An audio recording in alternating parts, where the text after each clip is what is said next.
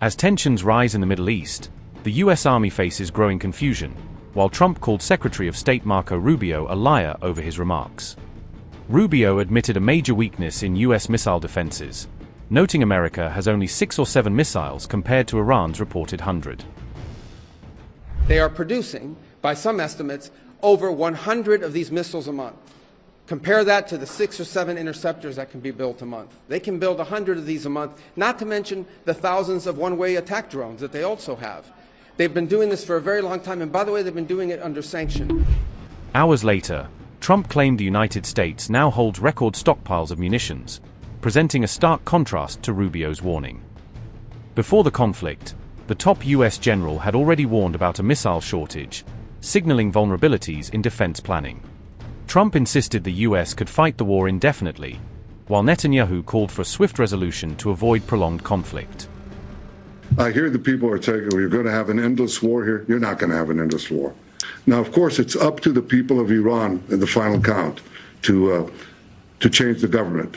But we are creating, America and Israel together are creating the conditions for them to do so. Confusion appears to be gripping the Trump administration as Iran defiantly refuses to back down, leaving Washington struggling to project control and clarity amid mounting regional tensions and diplomatic uncertainty. With U.S. bases and embassies under fire across the Middle East, reports confirm that Washington has already lost at least 6 American troops, raising fears of a broader escalation and intensifying domestic pressure on the White House. As the war intensifies and global concern deepens, President Trump announced on March 2 that America's munition stockpiles have reached their highest levels in history, signaling continued confidence in the nation's military readiness. Trump further asserted that the United States possessed what he called a virtually unlimited supply of medium and upper medium-grade weapons, describing the country's arsenal as fully capable of sustaining extended combat operations if necessary. Trump said, quote, "The United States munition stockpiles have, at the medium and upper medium grade, never been higher or better. As was stated to me today, we have a virtually unlimited supply of these weapons. Wars can be fought forever, and very successfully, using just these supplies, which are better than other countries' finest arms. At the highest end, we have a good supply, but are not where we want to be. Much additional high-grade weaponry is stored for us in outlying countries. Sleepy Joe Biden spent all of his time, and our country's money, giving everything to P.T. Barnum, Zelensky, of Ukraine, hundreds of billions of dollars worth. And, while he gave so much of the super high-end away, free, he didn't bother to replace it. Fortunately, I rebuilt the military in my first term, and continue to do so. The United States is stocked, and ready to win, big. Thank you for your attention to this matter." Unquote.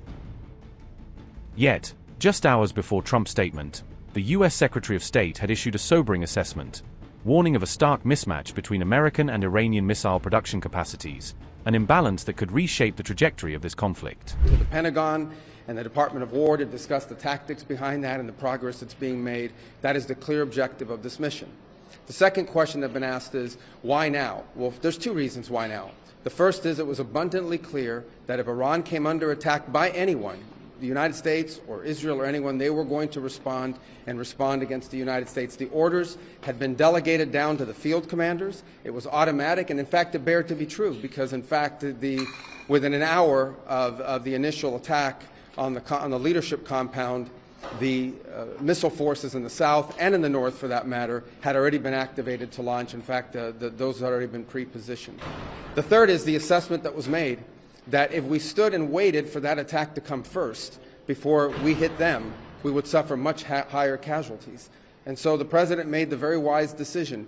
We knew that there was going to be an Israeli action. We knew that that would precipitate an attack against American forces. And we knew that if we didn't preemptively go after them before they launched those attacks, we would suffer higher casualties and perhaps even higher those killed. And then we would all be here answering questions about why we knew that and didn't act. Going back to the purpose. The purpose of this is to destroy that missile capability. Why does Iran want that ballistic missile capability? What they are trying to do, and have been trying to do for a very long time, is build a conventional weapons capability as a shield where they can hide behind. Meaning, there would come a point where they have so many conventional missiles, so many drones, and it can inflict so much damage that no one can do anything about their nuclear program. That is what they were trying to do.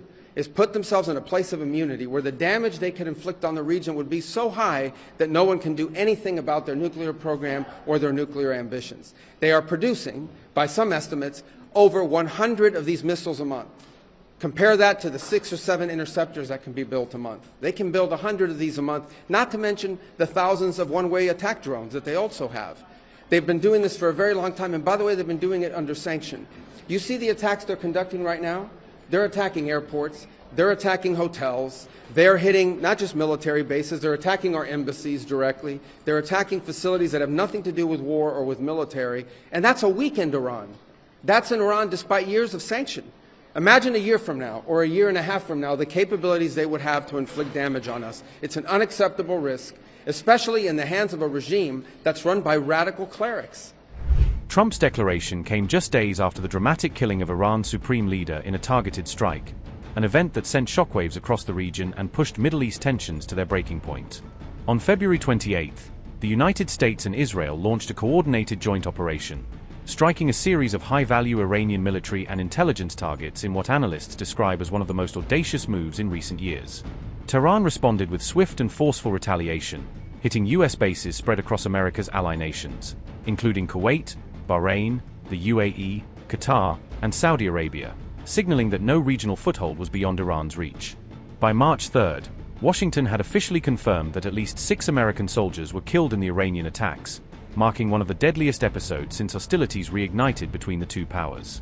In a separate blow, the U.S. military admitted losing 3 fighter jets to what it described as friendly fire from allied Kuwaiti forces on March 2, though Pentagon officials emphasized that all crew members had survived safely. However, Iran countered those claims, insisting that its own defense systems were responsible for shooting down the jets and accusing Washington of concealing the true cause to avoid embarrassment before its allies.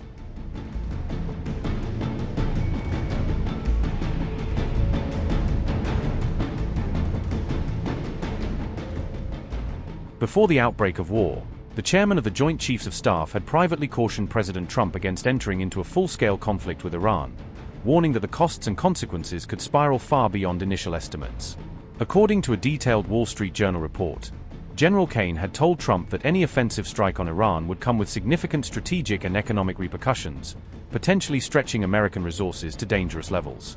Kaine's warning, sources say, specifically pointed to the severe depletion of U.S. munitions and critical weapons stockpiles, a problem that military planners had been quietly flagging for months before the crisis escalated.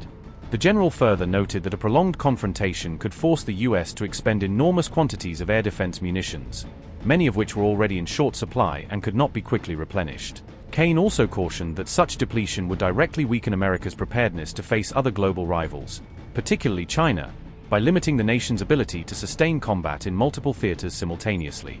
In response, Trump dismissed the reports as fake, insisting that General Kaine fully shared his confidence that the United States would prevail decisively in any conflict, no matter how long it lasted.